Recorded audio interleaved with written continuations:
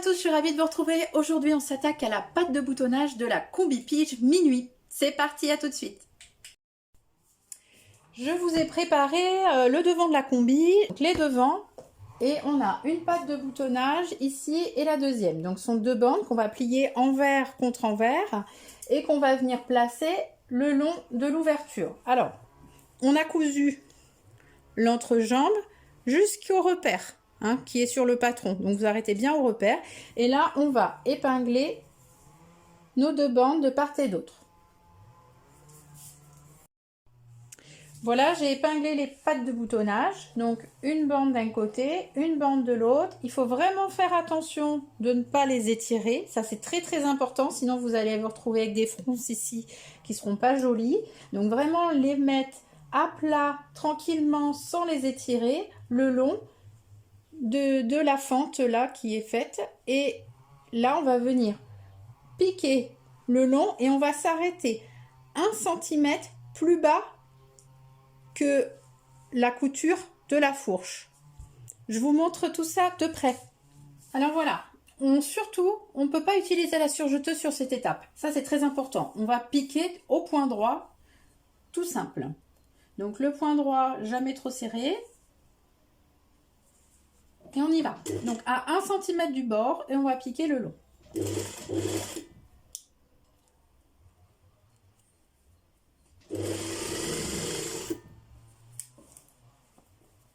Voilà, comme j'ai épinglé, ça ne bouge pas.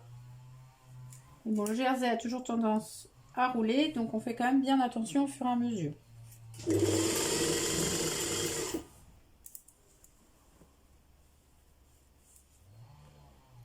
On enlève les épingles au fur et à mesure.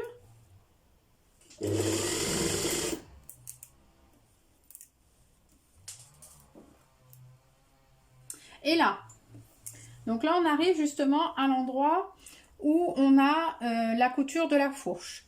Donc on continue à se mettre bien au bord et on va prolonger notre couture jusqu'à 1 cm plus bas que la couture de la fourche. Donc là par exemple on va aller, la couture de la fourche elle est ici, nous on va aller là. Donc couture de la fourche qui s'arrête là, donc moi je vais être 1 cm plus bas, donc ici.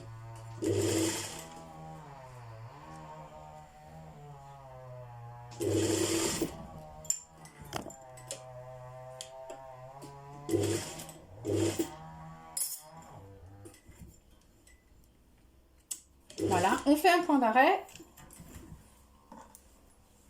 et on est bien 1 cm plus bas que la couture de la fourche. Voilà, la première piqûre est faite. Et donc, on va faire exactement la même chose de l'autre côté, sauf que donc, le bas, là où on s'est arrêté, il faut qu'on ait exactement le même point de piqûre symétrique. Donc là, on va démarrer pile en face. Donc là, je me suis mis une petite épingle pour pas que ça bouge.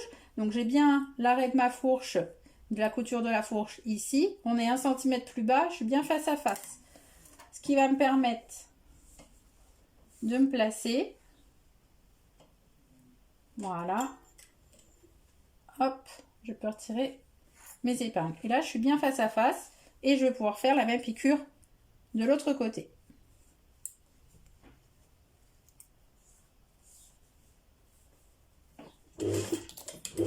Toujours le point d'arrêt au départ.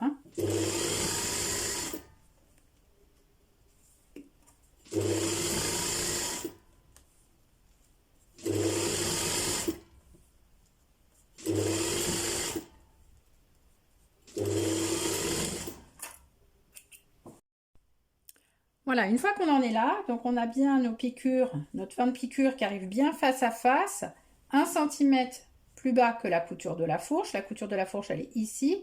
Et là, je suis bien plus bas. Donc, je vais pouvoir soulever mes petites pattes de boutonnage et je vais venir inciser, couper mon tissu jusqu'au ras du point de piqûre et des deux côtés.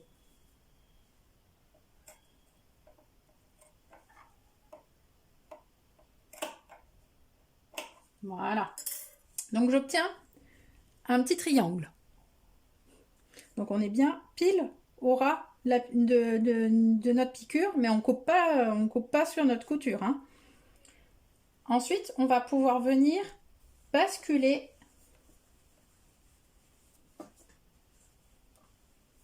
notre patte de boutonnage de l'autre côté. Voilà. Et donc c'est ça qui va venir former la patte de boutonnage. Et là, on va venir les superposer. Voilà, elles vont se retrouver comme ça.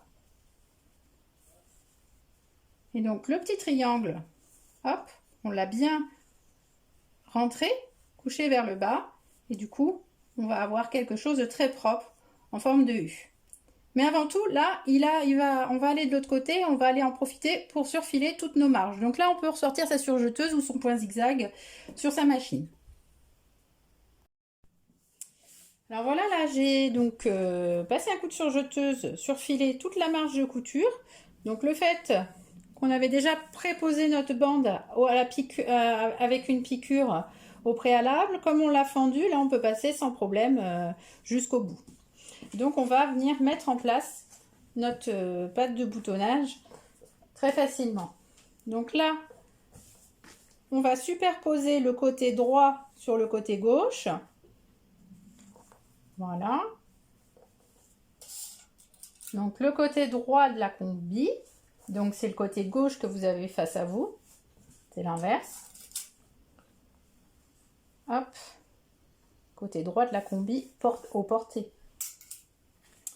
Et là, sur le bas,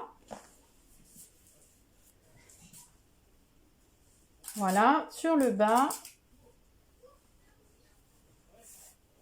vous allez donc venir bien placer la patte de boutonnage et également rentrer le petit triangle bien proprement comme ceci. Hop.